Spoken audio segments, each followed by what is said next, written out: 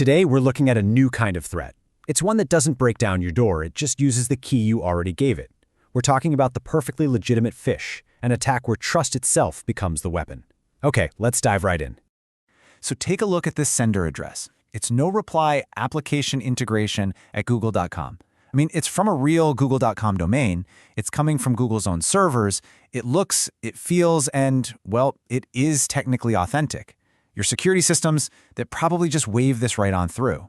But what if I told you this was actually the opening shot of a pretty sophisticated phishing attack? And that's really the heart of the problem, right? If an email passes every single technical security check we've been taught to rely on, things like SPF, DKIM, and DMARC, which are basically the digital passport stamps that prove an email is legit, how can it still be a weapon? The answer to that question is going to fundamentally change how we need to think about email security. Okay, so here's how we're going to break this down. First, we'll talk about why the old security playbook is basically broken. Then, we'll see how attackers are now working from inside the systems we trust. We're going to look at 3 real-world case studies of how Google itself is being weaponized. After that, we'll uncover the power of context as our new defense, and finally, we'll lay out the new rules of trust. For years, email security has been built on this really simple foundation. If an email comes from a trusted platform and it passes all the authentication checks, it's safe. But that assumption, that's the very thing being exploited now, and it's making all the old rules totally obsolete. The old playbook was pretty straightforward, just a simple 3-step process.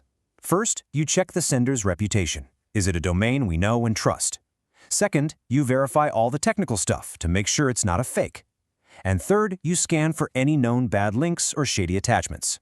For years, this was the gold standard. In this table right here, this is what makes this new threat so scary. A traditional phish, it fails on all counts. You get a suspicious domain, failed authentication, and a known bad link. But this new attack vector, it gets a green check mark on everything. The sender is google.com. The authentication passes with flying colors. And the link, it points to a trusted Google domain. From a traditional security perspective, there's literally nothing to block. So, this brings us to the new game. The attackers have totally flipped the script. Instead of trying to impersonate big brands from the outside, they're now operating from within the very services we're supposed to trust. And there's a name for this technique: legitimate service abuse. Now, the key word here is abuse, not compromise. Google systems haven't been breached. Nope. Instead, attackers are just signing up for accounts and twisting legitimate features, like notification systems or automations, to send out their malicious messages for them. So how exactly are they pulling this off? Well, it usually boils down to a few main tricks. Sometimes they'll compromise an existing user's account to take advantage of its good reputation, but what's more common is they'll just create a brand new, totally legit account and start abusing built-in features. Or they can get really sneaky and inject their malicious links right into a service's real email templates, essentially tricking the service into sending the phishing email itself. And believe me, this isn't just a theory. Let's look at 3 recent, real-world examples of how attackers are weaponizing Google's own infrastructure to launch phishing campaigns that just sail right past almost every security filter out there. Our first case study involves something called Google AppSheet. It's a no-code platform that millions of businesses use to build internal apps. Because it's a core part of Google Workspace, the automated emails it sends are super common and highly trusted inside big companies.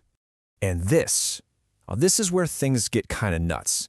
Researchers found a massive spike in AppSheet abuse that peaked on April 20th of this year. On that one day, this single legitimate Google service was responsible for nearly 11% of all phishing emails detected across the entire globe.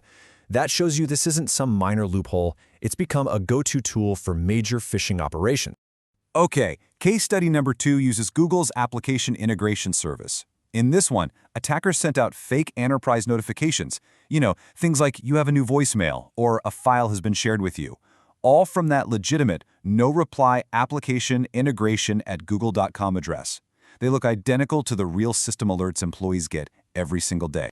And the goal here was really sophisticated. For most people, it was a classic attempt to steal their password.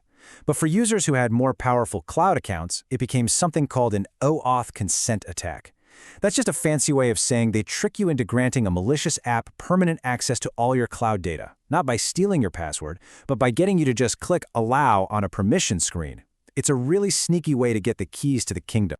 The third case study is maybe even more insidious because it impersonates an internal company process. Attackers used Google Tasks to send out a high-priority all-employees task for verification. The email came from a valid Google address, used Google's exact branding, and the link, it pointed to a page hosted on, you guessed it, Google Cloud Storage. Okay, so we've seen the problem. It's a big one. If the old playbook of just checking authentication and reputation is broken, how on earth do you fight back? Well, the answer is to shift from a technical checklist to contextual analysis. And that brings us to the new defensive playbook. This slide really gets to the core of it all. The old playbook just asks one question: is the sender authentic? And in all our examples, the answer is yes, so the investigation just stops. But the new playbook asks a much smarter question: does this message actually make sense? It looks beyond the technicals and into whether the behavior is appropriate for the context. And once you start asking, does this make sense? The whole attack just falls apart. You can spot all the red flags the old playbook misses completely. For instance, is Google Tasks normally used for company-wide HR verification? No, of course not. Does a real Google Tasks notification link to some raw cloud storage URL? Absolutely not.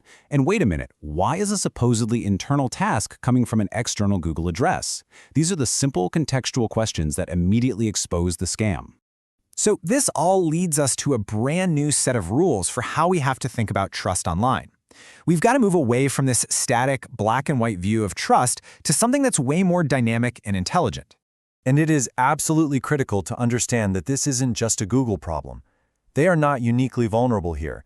This is an industry-wide shift in how attackers operate. We're seeing the exact same tactics being used to abuse trusted platforms like Salesforce and Amazon. As long as our defenses rely on these static signals of trust, attackers are just going to keep hiding inside these legitimate systems. So we'll leave you with this final thought, and it's a big one.